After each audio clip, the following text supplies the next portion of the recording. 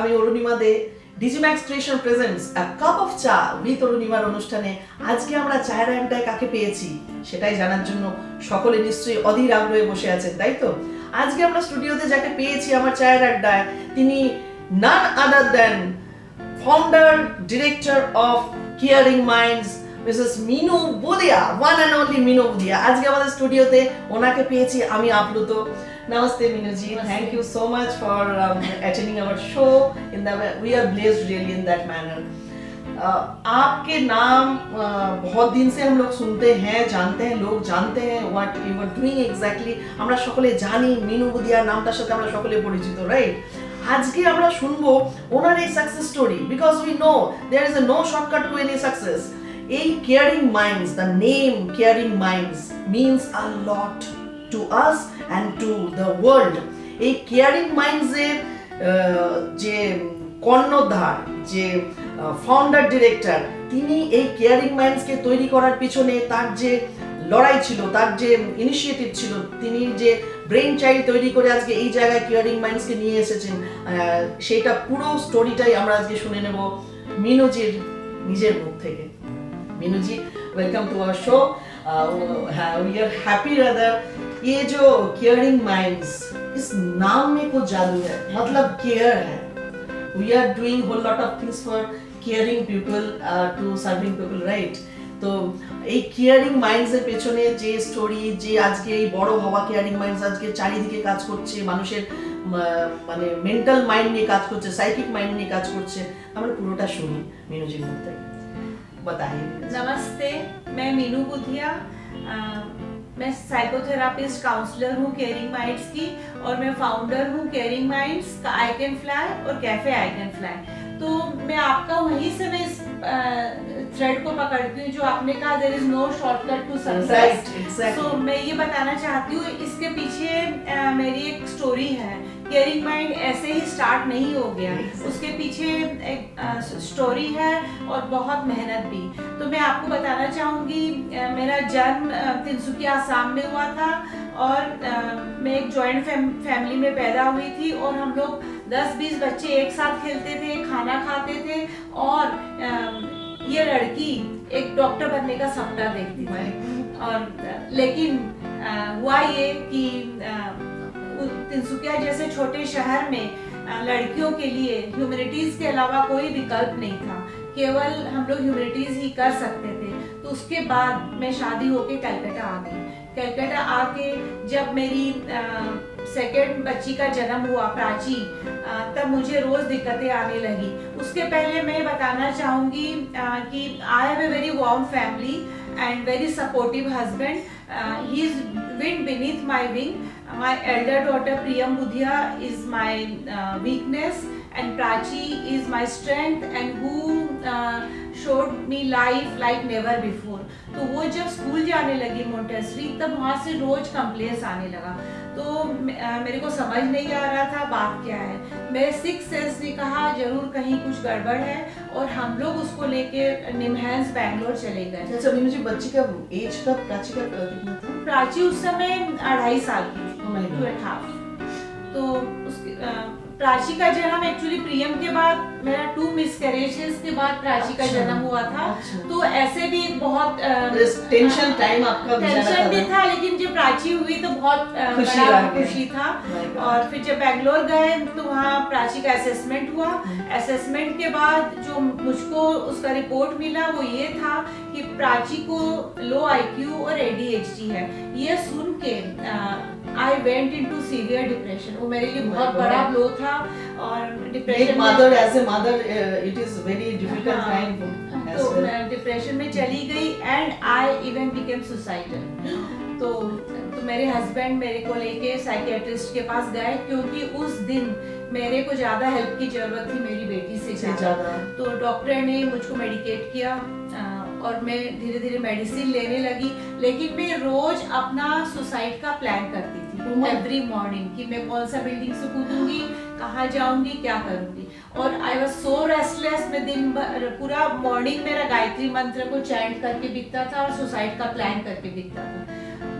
तभी দর্শক বন্ধুরা আপনারা শুনুন যে আজকে যে মানুষটা সবসময় মনে করতো আজকে আমি মানে ওই সিচুয়েশনটাকে থেকে ওই সিচুয়েশনকে ওভারকাম করে কি করে আজকে এই পাহাড় প্রমাণ জায়গায় এসে পৌঁছেছেন উনি, মানে ইটস রিয়েলি আজকে আমি খুব ইন্সপায়ার হচ্ছি ওনার মুখ থেকে এই কথাগুলো শুনে, রিয়েলি টাচড। तो उसके बाद धीरे धीरे, क्योंकि ये दवाइयों को टाइम लगता है, ये दवाइयाँ धीरे धीरे काम करने लगी और मैं धीरे धीरे मेरा लाइफ फिर से स्टार्ट हो गया। पर मेरा लाइफ फिर से स्टार्ट हुआ किसके साथ? किसके साथ? नहीं, पूरी दुनिया के साथ नहीं।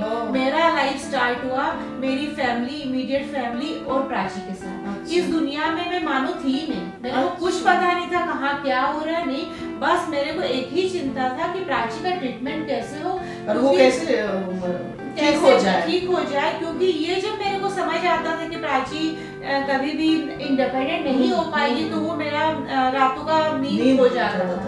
और मेरे को वही एक हो गया कि कैसे प्राची को ठीक करना है, उसको लेके देश विदेश सब जगह मैंने उसका ट्रीटमेंट, थेरापीज, असेसमेंट, इस परवाह में मैंने प्राची को बहुत तंग किया। That I agree now and I feel guilty also about it. पर उस समय मेरे एक ही धुन था, तो मैं प्राची को लेके बहुत जगह यूके, यूएस, दुबई, कहाँ नहीं घूमी, सब जगह घूम घूम के उसका असेसमेंट कराया। और लास्ट में आई मस्ट से मेरे को समझ आ गया कि अगर मैं खुश नहीं हूँ तो मेरा परिवार प्राची कोई खुश नहीं, exactly. क्योंकि वो बहुत अच्छे से समझ जाती थी कि मम्मी बहुत स्ट्रेस्ड है। तो एज कितना था उस समय प्राची हो गई थी अराउंड 10 इयर्स की। हाँ। यानी ये लड़ाई 2.5 साल से 10 साल की हो गई बच्ची को। और मैं ये मैं बोलना चाह रही हूँ, मेरा एक्सेप्टेंस नहीं था, तभी तो मैं इस तरह से पागल की तरह। एग्जैक्टली बस एक दिन ये एक्सेप्टेंस आ गया और मेरे को समझ आ गया कि इनको अगर खुश रखना है, इनको अगर ठीक करना है तो मेरे को खुश रहना होगा। और मेरे को ये रियलाइज हुआ that I am a woman too, I have my own desires and I have a life too. If I have to live and I have to then I have to be happy and I have to live for my family, for my child and for myself. मैंने आपको खुश रहना पड़ेगा पूरे सबको संभालने के लिए। That is the most important thing। उसके ये चीज समझ आ गया। और सबसे अच्छा बात ये था कि जब मैं प्राची को लेके देश विदेश घूम रही थी उस समय भी मेरा डॉक्टर बनने का सपना खत्म नहीं हुआ था। अच्छा, वो अंदर ही अंदर था कहीं कि मेरे को वो भी भूले नहीं थे आप। और मेरे को हर समय एक स्टडीज का बहुत शौक रहता था, तो मैंने अपने आप को भी ट्रेन किया, सर्टिफाइड किया काउंसलिंग में, मेंटल हेल्थ में, स्पेशल एजुकेशन में।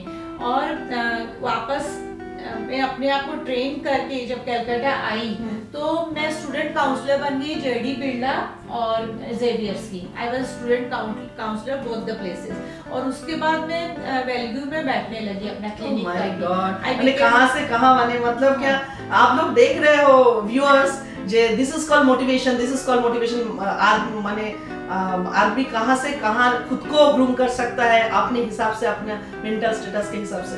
Really hats off to you ma'am. तो उसके बाद मैं वैल्यू क्लिनिक में बैठने लगी, तो उस समय मेरे को रियलाइज हुआ कि कलकत्ता में कोई भी एक ऐसा होलिस्टिक सेंटर या क्लिनिक नहीं है जहाँ पर मानसिक रोगों से संबंधित सभी रोगों का एक छत के नीचे इलाज होता है। हम लोगों को प्राची के वक्त भी या और भी लोगों को एक चीज के लिए 10 जगह जाना पड़ता है, माने अलग अलग जगह जाना। क्या एक जगह फिजियोथेरापी, एक जगह स्पीच थेरापी, एक जगह तो नहीं होता है, पजल हो जाता है ना। हाँ, बहुत ज्यादा। तो उसको तब मेरे को रियलाइज हुआ अभी नीड ऑफ द आवर यही है। हाँ, तो मैं आपको यहाँ एक और बात बताना चाहूंगी कि what is the stigma in our country, in our society. तो जब मैंने केयरिंग माइंड्स के बारे में सोचा, मेरे माइंड में जब इसका जन्म हुआ तो केयरिंग माइंड्स के लिए मैंने सब तैयारी कर ली। और जो प्रपोज जगह था वालीगंज सर्कुलर रोड में, वहाँ पे मैंने अपना पूरा इंटीरियर चालू कर दिया और मेरा सब कुछ हो गया था। और आप सुनेंगे बगल की बिल्डिंग में नेबर्स लोग कोर्ट से स्टे ऑर्डर लेके आ गए क्योंकि उनको लगा यहाँ दिन भर पागल आएंगे क्लिनिक में। सोचिए viewers, this is called obstruction, that is called struggles for a good things, but you have to stay. तो उन लोग स्टे ऑर्डर लेके आ गए और बस खत्म। मेरे को लगा कि नहीं हो, माने होगा नहीं, मेरे को लगा। लेकिन मेरा तो एक ही मकसद था caring mind Khulna he My है। God, that तो is केयरिंग called माइंड को inspiration. मैंने अपने घर के एक छोटे से रूप से स्टार्ट किया, क्योंकि उस समय और कोई विकल्प नहीं था। और उसके बाद धीरे धीरे मेरे को समझ आ गया कि ये कोर्ट का मामला कभी खत्म नहीं होने वाला। Meenu ji, as a woman मेरे को गूज़बम्प्स आ रहे हैं रियली। माने hats off to you, your journey. तो उसके बाद जब समझ आ गया कि ये तो बहुत लंबा चलेगा, तो मैंने घर से ही शुरू करते हैं। हाँ, घर से चालू तो किया। उसके बाद भी समझ आ गया कि अब और कुछ करना होगा। हाँ। तो मैंने और मेरे हस्बैंड को मिलके हम लोग ये जो करंट लोकेशन है ये वाला जगह लिया और केयरिंग माइंड यहाँ से चालू कर दिया। My So God. and I'm very thrilled to say Caring Mind.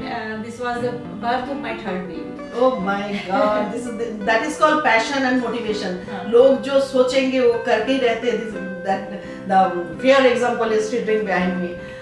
एक बात बताइए मीनू जी, ये जो केयरिंग माइंड्स में कोई अगर चाहेगा माने आने के लिए किसी का ट्रीटमेंट के लिए, तो एक जगह क्या क्या सर्विस मिल जाता है? हाँ, तो मैं सबसे पहले 2-3 जो इसके बारे में मिथ्स है वो बताना चाहूंगी।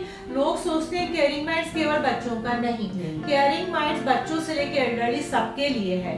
और लोग सोचते हैं ये स्पेशल नीड्स के लिए नहीं, ये मेरे लिए, आपके लिए, सबके लिए है। जिसको भी थोड़ा सा भी स्ट्रेस है, एंजाइटी है, रिलेशनशिप प्रॉब्लम है, वो यहाँ आ सकते हैं। ये एक ओपीडी क्लिनिक की तरह है। अच्छा। ये कोई सेंटर नहीं है जहाँ आपके भर्ती हो जाओ या अच्छा। उस तरह का हॉस्पिटल या सेंटर नहीं, it's a clinic, OPD clinic, जहाँ आप आएंगे, अपॉइंटमेंट लेंगे, अपना कोई भी एक थेरेपी के लिए अपना कंसल्टेशन करेंगे और चले जाएंगे। अच्छा। तो आप जो पूछ रहे हैं कि यहाँ क्या क्या सर्विसेज है, मिलता तो है? केयरिंग माइंड्स में हम लोगों के 3 विंग्स हैं।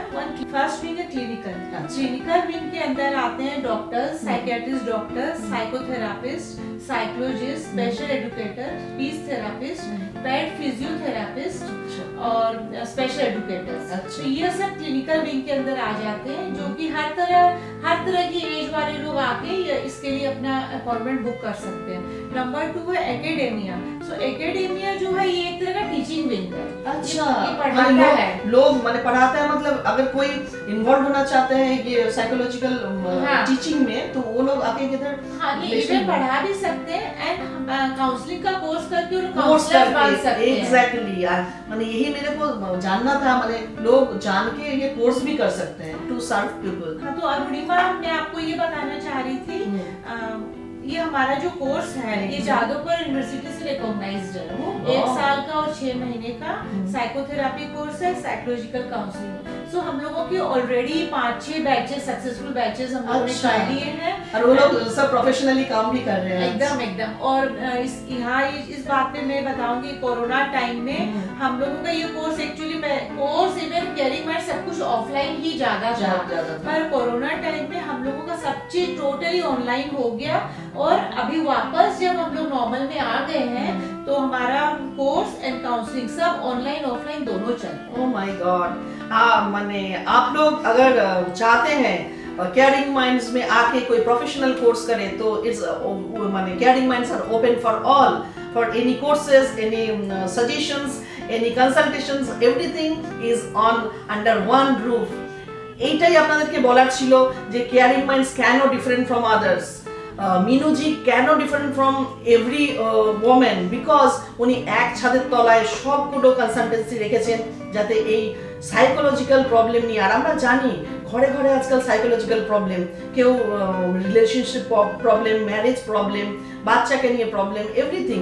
সুতরাং আপনারা কেয়ারিং মাইন্ডসে এসে আপনাদের নিজের এই প্রবলেম আপনারা সবভাবে সলভ করতে পারেন। আর Minu ji itself is there to consult. हाँ, तो मैं अपना थर्ड विंग का भी बताया। हाँ, sure। थर्ड विंग है आउटरीच एंड अवेयरनेस, क्योंकि प्राची जब स्कूल जाती थी तब मेरे को बहुत दिक्कत हुआ था, क्योंकि उन लोग भी नहीं समझ पाए थे कि इसको हेल्प का जरूरत है। अच्छा। तो इसलिए हम लोग जो आउटरीच एंड अवेयरनेस में मैं जगह जगह सब स्कूल्स में जाके, आउटसाइड यूनिवर्सिटीज में, गवर्नमेंट इंस्टीट्यूशन में, सब जगह जाके मेंटल हेल्थ अवेयरनेस का कैंप्स करते हैं, जिससे कि आज के दिन सब कोई रेड फ्लैग्स को समझ पाए। एक बच्चा अगर स्कूल जाता है, उसको अगर कोई इशू है तो कंप्लेन की जगह उसको हेल्प मिले, ये हम लोग चाहते हैं। अच्छा, मतलब कि ना टाइम बीतता जाएगा, उसका और भी डिटोरेट होता जाएगा। I am really happy to share that आपको मैंने शुरू में बताया था कि Tinsukia I was born and brought up in Tinsukia Assam. तो अभी जस्ट लास्ट ईयर हम लोगों ने तिनसुकिया में केयरिंग माइंड्स का एक ब्रांच खोल दिया है। Oh my God, congratulations. तो वहाँ हर 3-4 महीने में जाते रहते हैं मेरे काउंसलर्स भी, मैं भी, और हम लोग जगह जगह जाके अवेयरनेस भी करते हैं, काउंसलिंग कैंप्स भी करते हैं। ये तो सोशल सर्विस फुल ऑफ माने it is not social service, माने इट्स माने आपका तो dream come true, that is अलग से, लेकिन सोसाइटी सर्व हो रहा है। और आप जब इस बात पे बोले social service, I just want to address another myth. कई लोग सोचते हैं ये एनजीओ है, क्योंकि हमारे यहाँ पे इंडिया में क्या होता है, कुछ भी इस तरह का कर दो एनजीओ है, right, चैरिटेबल right. है। Why? Why there is no value for free things in life। Arunima, क्योंकि तुम फिल्म में काम करती हो और तुम्हारे इतना फिल्म इंडिपेंडेंटली कर रहे हैं, तो आपको भी ये बात पता है, कोई आपको बोल सकता है आपको क्या जरूरत ना है, क्या जरूरत है, ये मेरा विश, बिकॉज मैं इंडिपेंडेंटली करेंगे, ये भी एक चीज है। तो इसीलिए मतलब लोगों को ये सब लगता है कि ये तो एनजीओ है। No, तो आप चार्ज करती हैं? हाँ। Of course I charge and my charges are good, fancy, Oh my and God. there is no value for free services. This No. I rely। और ये भी है कि हम लोग जहाँ कोई लोग आते हैं जो लोग नहीं अफोर्ड कर सकते हमारी सेवा को, उन लोग को ऑफ कोर्स हम लोग एक तरह का डिस्काउंट देते हैं, जिससे कि कोई भी हम लोगों को यहाँ आके अपना ट्रीटमेंट করা সকে আর ডিসকাউন্ট भी मिलता है।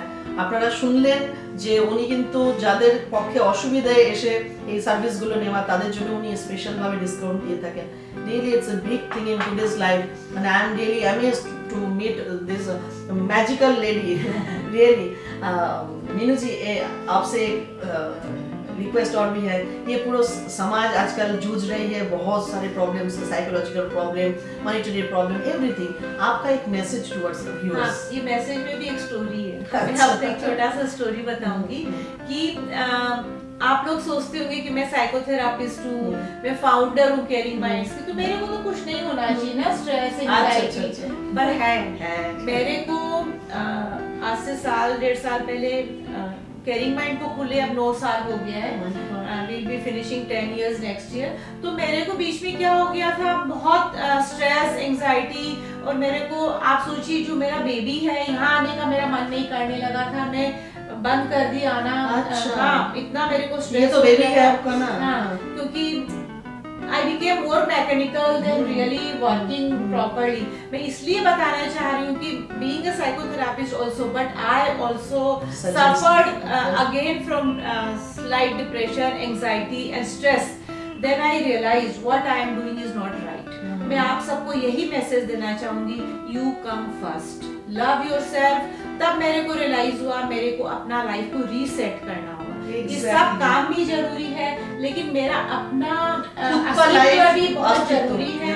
मैं दूसरों को खुश रखने के लिए हर समय नहीं दौड़ सकती। और एक फाइन मैं दवा भी ली अपने लिए, और फिर मैंने सबको मैसेज दिया मेरा ऑफिस यहाँ होगा, और मैं सबके पास जाके फिजिकली बात नहीं कर सकती हूँ। आप लोग भी आना है आके यहाँ बात करिए, वो भी जब जरूरी हो, और नहीं तो आप वीडियो मैसेज छोड़िए, वॉइस मैसेज छोड़िए। और उस दिन से मेरा लाइफ इजी हो गया। तो मैं यहाँ ये बताना चाहूंगी, earlier I was a super boss and super mom, जो आप लोग सब होना चाहते हैं। ऑल लेडीज दे ऑल उन लोगों को बहुत अच्छा लगता है, I am super women, but नहीं, सुपर वुमेन होने के लिए बहुत प्राइस पे करना है। Exactly। That is not right। Now I am a happy mom and a happy boss, and Oh you my also God। become too। very nice মানে voice to society। Basically most of women are looking forward for this show and all। really thank you Meenu जी, ये सच positivity के साथ ये हम show कर पाए, cup of cha with Arunima. Really I am very thankful to you, because आपके ये जो वॉइस ऑडियंस के पास गया, ये बहुत जरूरी है। हम भी कभी कभी सोचते हैं अभी, है ना, तुरंत गुस्सा हो जाती हूँ, ये भी एक प्रॉब्लम होगा शायद, राइट? सभी छोटा छोटा प्रॉब्लम होता है। তো আজকে আমরা যা যা আমাদের প্রবলেম, আমাদের সাইকোলজিক্যাল মানে মাইন্ড রিলেটেড যা যা কিছু প্রবলেম, আমরা ওয়ান স্টেশনে আসতে পারি, ওয়ান একটা ছাদের নিচে এসে আমরা সব প্রবলেম সলভ করতে পারি। সুতরাং আজকে আমাদের শোটা কতখানি আমাদের সোসাইটির জন্য কত মানে ইউজফুল এবং মোটিভেটিং অ্যান্ড ইন্সপিরেশন ছিল, আপনারা সকলেই বুঝতে পেরেছেন। তো আজকের মতো আমরা অনুষ্ঠান এখানেই শেষ করছি এবং Thanks a lot for inviting me here. আর কেয়ারিং মাইন্ডস আরো মানে আমাদের ওয়ার্ল্ড ওয়াইড ছড়িয়ে যাক এবং তার সাথে সাথে মানুষের মাথায় খুব ভালোভাবে পজিটিভিটি নিয়ে আসুন। Thank you so much. নমস্কার।